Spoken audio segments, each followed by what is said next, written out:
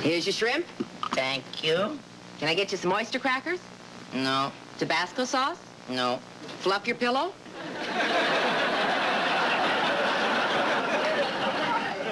Can we talk? It's your booth.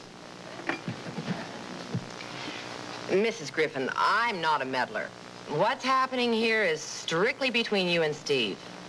But I want you to know I have not seduced your grandson professionally, personally, or otherwise. Good. When Steve was a first-year resident, we became friends. I told him I wanted to give up nursing, own a business, be my own boss. Then this place came up for sale. When Steve heard I was looking for a partner, he jumped at the chance. What else did he jump at? Mrs. Griffin, you don't understand. No, you don't understand. My grandson was on his way to being a wonderful doctor. Your grandson was on his way to being a miserable doctor. I don't mean a miserable doctor. He was an okay doctor, nothing special. But he was miserable emotionally. Mrs. Brenner. Miss. Mm-hmm.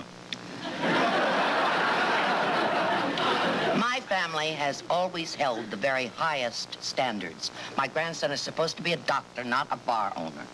Mrs. Griffin, I happen to care very much for your grandson, and not in the way you think. What Steve chooses to do with his life is his decision. And another thing, I've never had children, but if I ever do, I'll certainly try to put their happiness before my high standards. Enjoy your shrimp.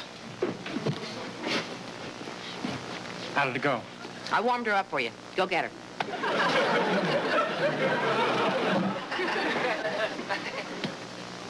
You know, that stuff is destroying your liver. It is? Yeah, but don't worry, I'm a doctor. Let's have a look.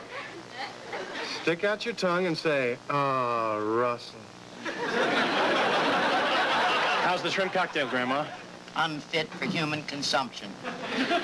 Shall I take it back? I'm not finished. But if you don't like it... It's not a matter of liking. I finish what I start. Excuse me, Grandma. Milt, what happened with Thurman? He said if I was really interested in saving lives, I should get out of medicine. He said that? Actually, he screamed it. I'm quitting, Steve. I can't take it.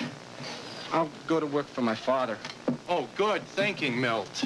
Yeah, obviously losing your beeper was God's little way of telling you to go into the family catering business. I make too many mistakes. All first-year residents make mistakes. Not like me. Waiter. In a minute, Grandma. You've been talking about going into medicine ever since I've known you. You're going to give that up to spend your life counting the cherries and fruit cups? I'm not cutting it, Steve. I don't have what it takes. You're just going through a crisis in confidence. You have to stick it out. You're a good doctor, Milt. I don't know, Steve. All right, Milt. Back in school, on the hockey team, what position did you always play? Goalie? Well, there you go. Huh? You were a goalie, Milt.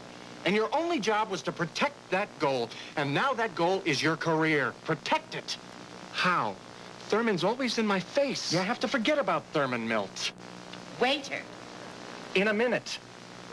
He's just a loudmouth hot dog on the other team. And he's making you look bad. He's psyching you out. You're not a klutz. No? You're a goalie.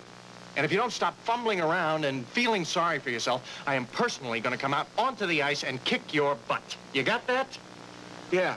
Now remember, you're not a klutz. I am not a klutz. Can I have a beer? Sure. Just try not to spill it. So, after a brief flirtation with emergency medicine, I became infatuated with gastroenterology. All that warm, wonderful goo flowing through our system.